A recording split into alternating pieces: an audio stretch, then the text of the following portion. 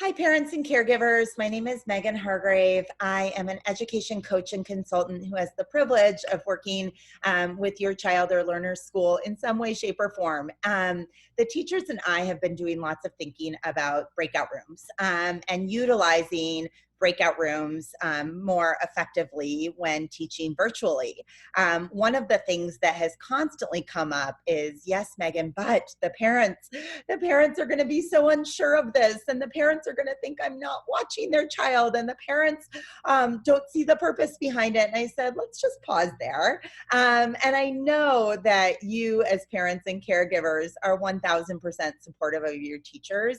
And so instead of this disconnect, I thought I would record a little video for you all just to let you know why the teachers are teaching into breakout rooms and using these structures as part of their teaching in this 2020-2021 school year. Before any of this, if you were a fly on the wall in your student's classroom, you would have seen a lot of different opportunities for student talk and interaction. Students would have constantly been turning and talking, working with each other at a table group, meeting with a partner. And yes, the teacher would have been in the classroom, but the teacher could have been working with somebody else or supporting another group. And the idea is you want your students to be able to be independent and to engage and to work without always having to feel that it's because of the watchful eye of the adult.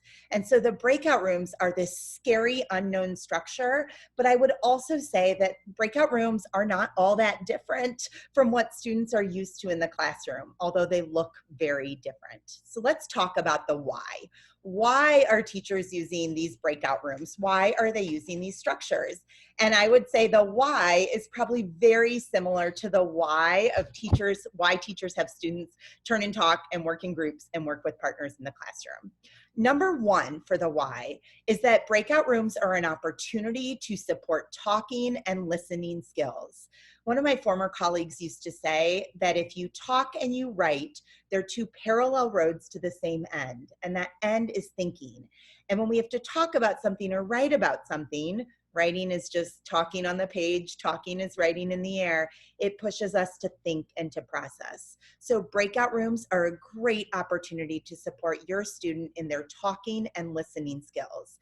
There are actually standards in every single state that name out talk and listening moves that students need to learn across grade levels. So breakout rooms are an opportunity for that, just as are the opportunities that kids have in the actual classroom to meet with partners and clubs and groups, etc. The second thing, community. We know now more than ever, we are craving community. We are craving interaction. You've got learners that are at home, and some might like that introverted life of being on their own, but we also want to teach them how to be a part of a community, how to embrace a community, how to build and grow community. And breakout rooms are a great opportunity for your teachers to be supporting the growing community across your classrooms and across students, and teaching them how to build community, not just as a whole class, but as individuals and with partners. And so the second thing is just know the breakout rooms are a huge opportunity for community building.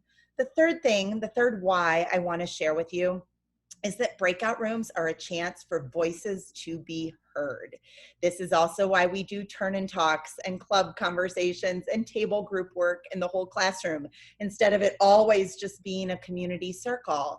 That's because we know that there are certain people, I'm one of these people, who have loud voices, who always have something to share. And sometimes those voices can make others who might not have the loud voice shrink away a little bit.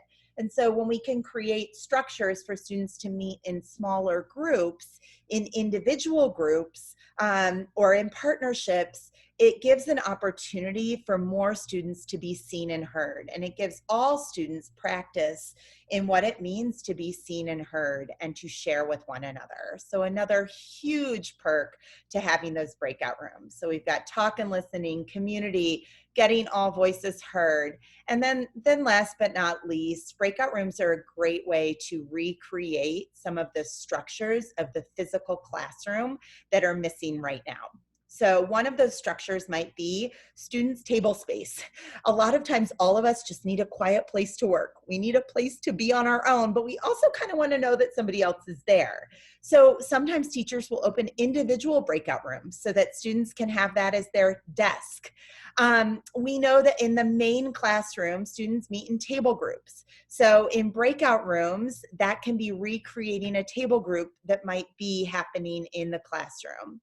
We also know that breakout rooms are a great opportunity for kids to share and talk and reflect. In the physical classroom, they might be doing this by meeting in different places in the room, but in breakout rooms, they're able to do that with one another.